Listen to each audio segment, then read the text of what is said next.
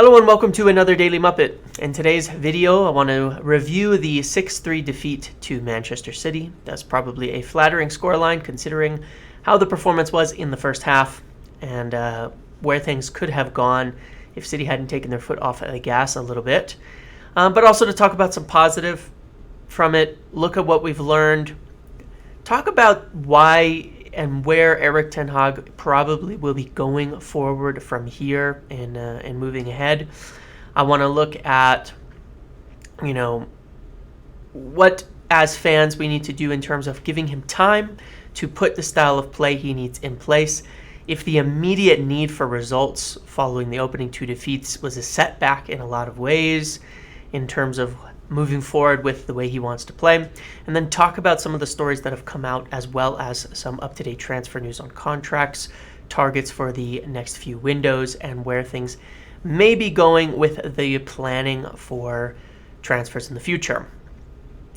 So to start it off, what went wrong? I think overall, when you take a look at it, it's real interesting.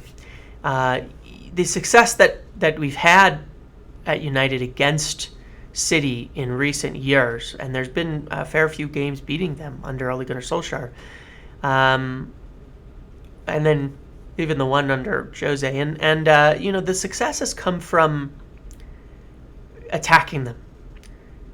Manchester City are clearly a team where if you respect them too much, you give them too much of the ball, they're going to score. You can't defend them, and I think that's the mistake that really happened in this game, where things went wrong.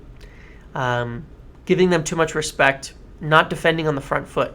Ten Hag talked about this, that United did not defend on the front foot, did not believe in themselves. They kind of settled back, moved back, let City attack, let City build up.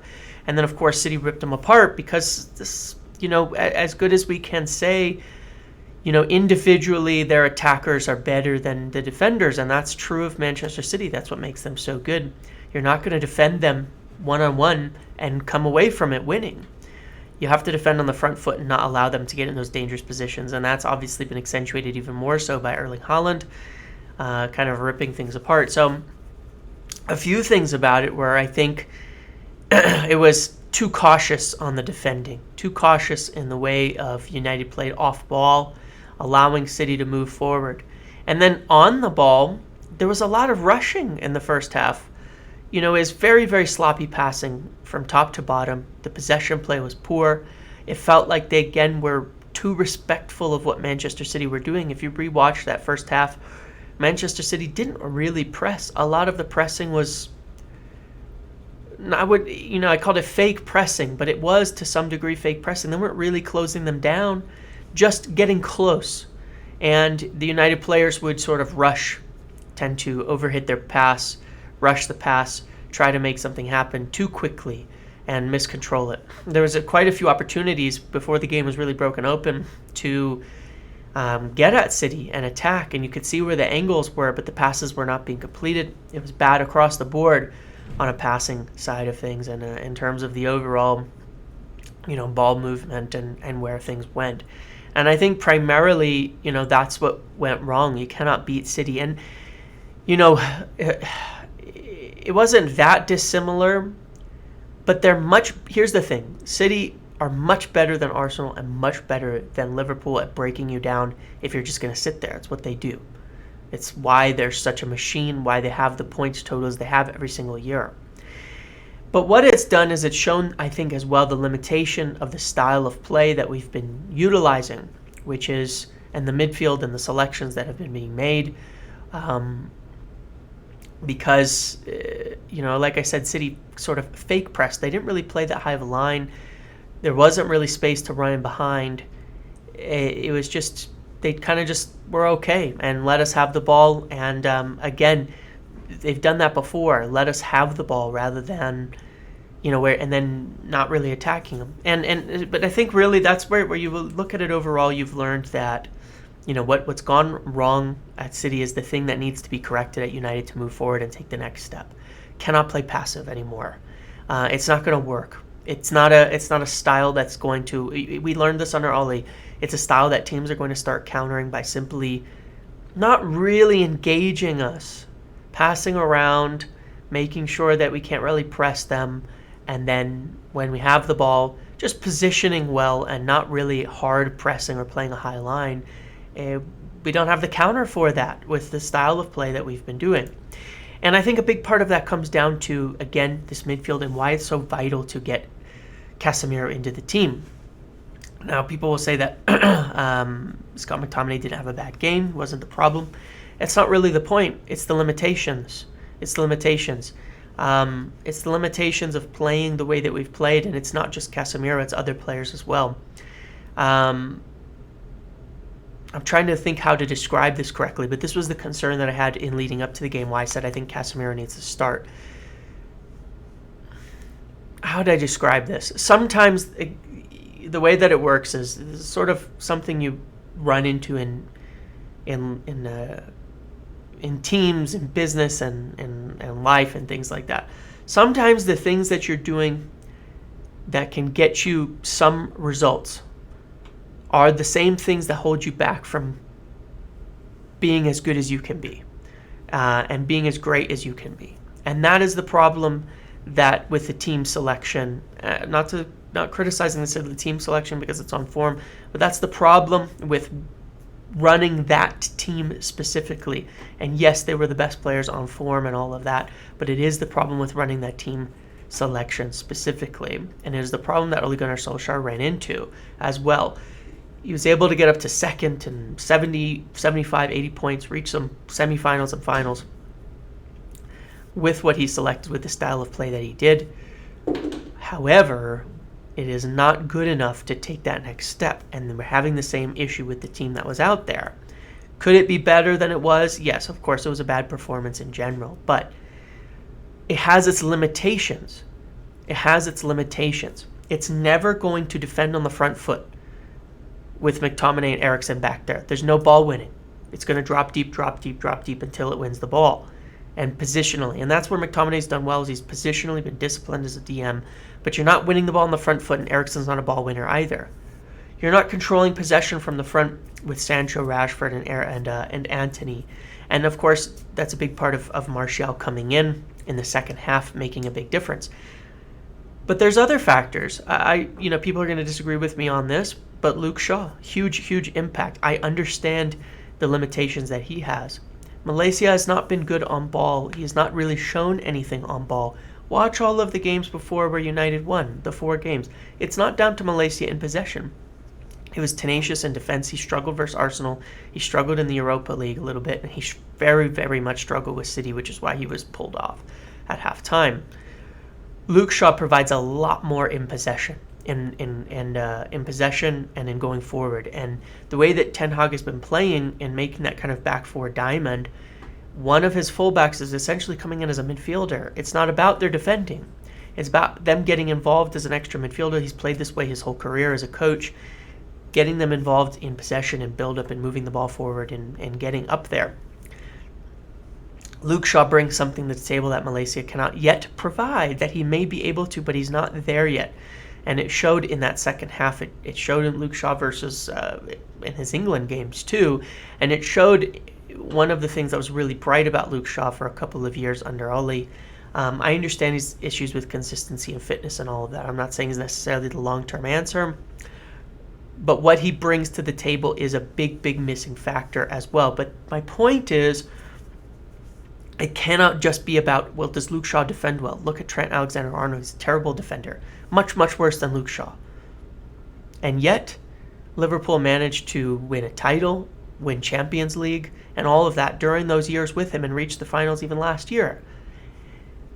You don't need everybody to be perfect at everything. And it is a little amusing watching fans say, well, no, but Malaysia's a better defender, he's more tenacious, etc. I get that. But then why did you want to... You can't... You have to coalesce that with moving on from Ole ball, because you're not going to get this perfect fullback who's great defending, great going forward, perfect at everything. We don't have it. It's not there. And it's very rare to have that. Those kind of fullbacks are extremely rare. The types of players who do that, who get up and down and defend perfectly and attack perfectly, are very, very rare. But you can thrive with fullbacks who can get forward and act as that extra midfielder. See guys like Zinchenko and stuff. And Luke Shaw provided that.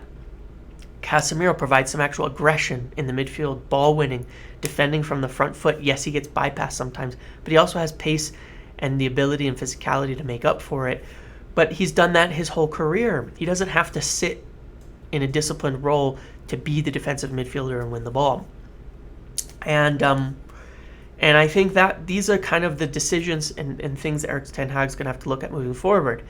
And those are the kind of the personnel changes. You need that aggression. You need to move that line higher, push it up further, and start to dominate possession. And then obviously Anthony Martial and Antony should both be the first names on the team sheet. Antony pressed well. Anthony Martial, obviously great in possession, did the things you wanted from a striker, got 2 goals. Right now, I would say, you obviously go with Martinez, Dalot, Varane if he's healthy, Casemiro, Anthony Martial, and Antony, but you need to figure out what you're going to do in that midfield when it comes to Bruno, Eriksen, Fred, Casemiro, and Scott, because lacking energy like we did, lacking that front foot pressure is going to stop United from getting there. It's the same issue even versus Leicester. I know we won, but sometimes results mask the issues, and we had the same issue against Leicester. We couldn't get the ball back. They were just poor in possession. We could not get the ball back for almost 60 minutes of the game. We could not. And it's the same problem that midfield's going to have. So I think moving ahead, Ten Hag is going to want to move more into the type of football that he played in preseason and attempted to in the first 2 games of the year. If you watch, it didn't work out. But if you look at the stats, it's crazy, that comparison. I remember showing this on the screen, so I want to see it. Progressive actions, decisive passes, crosses completed, all of that up there, successful box entries, the field tilt, dominating possession and making a lot of aggression in the front half versus this, which was the weeks 3-6 and likely how it would look versus City.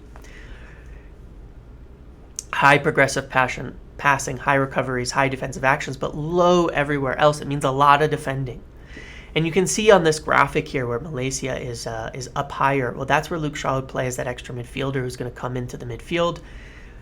And I think you take this setup and you push it further up the pitch.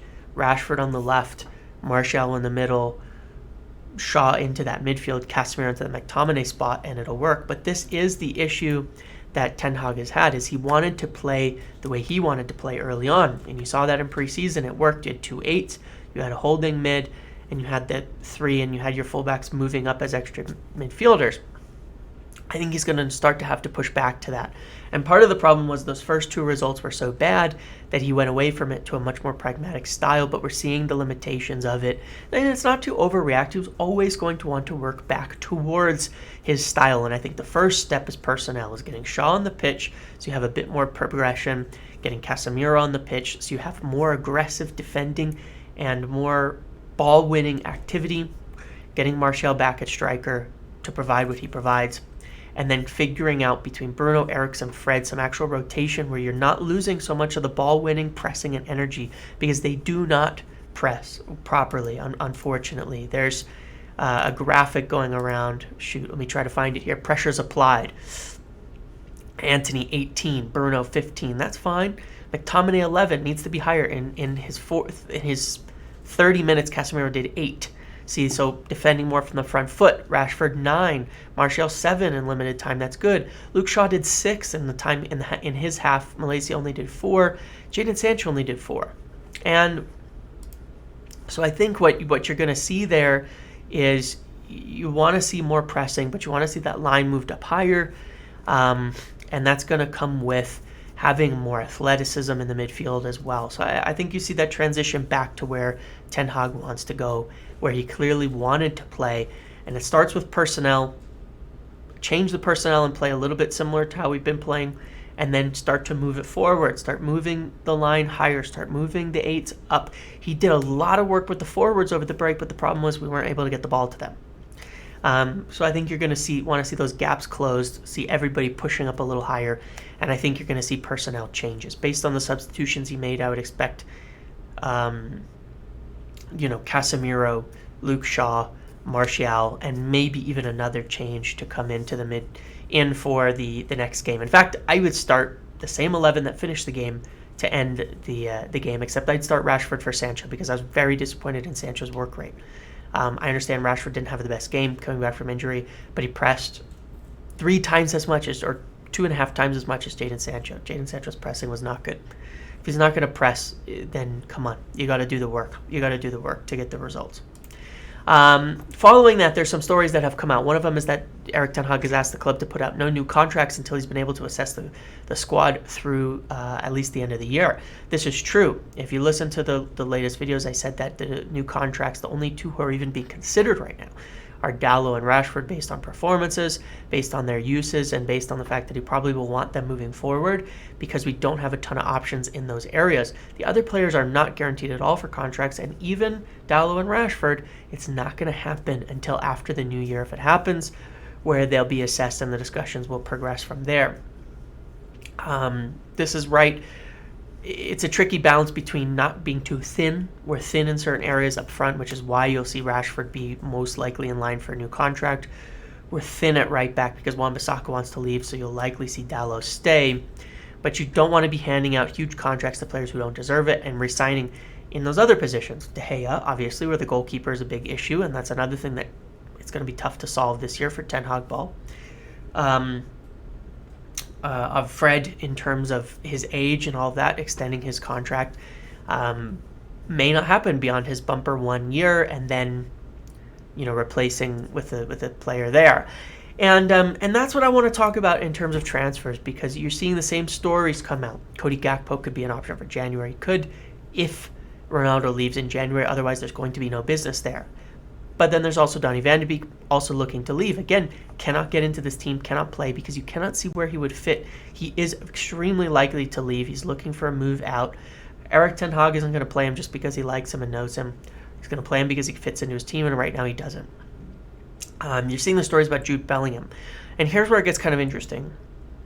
I was told over the weekend that, there's it's a bit of a tricky situation, the overall perspective, because we all know that United need a striker, depending on how Anthony Martial does. There was a perspective where if they cannot get the top striker that they want, Ronaldo leaves. But if there's not a top striker in the market, one that they feel is like the best striker to go spend 80, 90 million on, then you have Antony, Rashford, Sancho, and Martial. Maybe going with someone like Gakpo and getting him for 40 million with a sale of Van de Beek. What I was told is that with the expectation that Jude Bellingham is leaving next summer, the reason his name keeps coming up is if they cannot secure their top striker, they might look at the midfield and say, well, Declan Rice and Jude Bellingham are likely leaving next summer.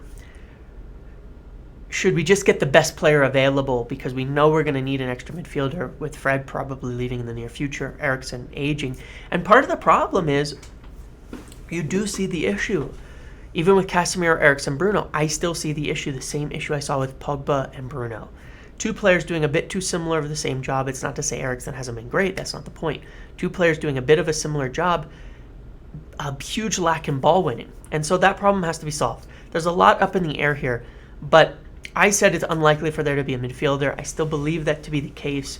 But what I was told is if they cannot secure a top striker, and Martial does very well, could they throw the budget at a midfielder like Jude Bellingham or Declan Rice just to try to get somebody top in who's moving? Yes, because Ethan Laird is going to be the signing at right back. Goalkeeper could be Henderson, or he'll be sold and be replaced. Van de Beek could fund another cheap striker. So then where would you spend any money? You'd spend it at the midfield and just push it up a year early, maybe even not extending Fred's contract. And it's at the same time as well selling Van de Beek. So then you need that extra option. I don't think that's likely, but there is a scenario out there where that does happen. And obviously, again, it's October. It's so early. So when I'm talking about all of these things, it's all kind of in the process. And right now, I think that's what you're seeing from the reports, that it's all going to really be based on how the rest of the season goes and where things move from here in terms of how these decisions get made on those contracts and how these decisions get made on where the signing is prioritized. There's a lot up in the air to change, and I think that's why Ten Hag is really going to need to move forward. And just in closing on this, I think, as fans, it's really important. It's process over results. It has to be. I make the comparison to Klopp, because in Klopp's first year, in the first couple of years, they conceded loads of goals. But you could see an attacking style moving forward. City had the same issue. Their defense, they got better over the years. Loads of goals. And the concern that I have is I felt there was a lot more chance creation in those first 2 weeks, which were poor games. And in the first game against Brighton, nearly brought it back. And there was a few mistakes that led to the goals. And then against Brentford, it fell apart with a bunch of howlers out the back right off the bat that really threw it all off. But you could see in preseason the idea. Chance creation and volume. It's riskier, but I think that's where we need to go, and I think that's why you need Casemiro in there, because if it's ever going to work, and if you're ever going to see the progression of the team and really see how we want to play, how Ten Hag wants to play, and be able to notice where do we actually need players, you're going to have to go for it. And so I hope that Ten Hag does, and as fans, we need to look at it and say, it's fine. If we win 3-2, it's fine. If we draw 3-3, it's fine. It's a process. The more time we can spend doing that, the better. The more time we can spend playing the way we need to play and want to play, the better. The results will come. The defense will improve. The team will come together. I'd rather at this point see, rather than focusing on the results, because it's clear we don't have a team to win the title, rather than focusing on a pragmatic approach to get results, especially with Varane out now, let's just hope that Ten Hag can move forward in implementing the way he wants to play, high chance creation, possession-based football that is very attacking. That's what I want to see moving forward. That's what we need to give him time with. And as long as we're seeing that, kind of not worry about the results for a little while, at least through the run into the World Cup, and then, focus on the rest of the season, maybe grinding out some points and things like that. But we've got to see that style and see who can play that style. Since those first 2 games, we've added Antony. We've added Casemiro. We've got to utilize them now and see what they can do in the style of play that we want to see. And Sancho will do better with that. Everybody will do better with that if we can just move forward. And with Martial healthy, I think that becomes possible. His injury was a huge, huge, huge blow to the attempts to implement that style of play, unfortunately. So it is what it is. All right, that's what I've got today. I'll have some news through the week. We'll do previews of the match and all of that. So I hope you enjoyed this video. Make sure to like, comment, subscribe, turn notifications on. In the comments below, leave me some of your questions. Leave me your thoughts on the game. Leave me your thoughts on how we believe Ten Hag should move forward, what you think, and I'll address them in questions and comments and things like that in the next video and respond to them as a part of what I can say here. I'm glad football's back. Hopefully we can get back into a rhythm with the Europa League, with Everton. There's games here. There's games here to see us really move forward with the style we want to play. So hopefully we can start to see that moving ahead. Thanks for watching. I'll see you in the next one.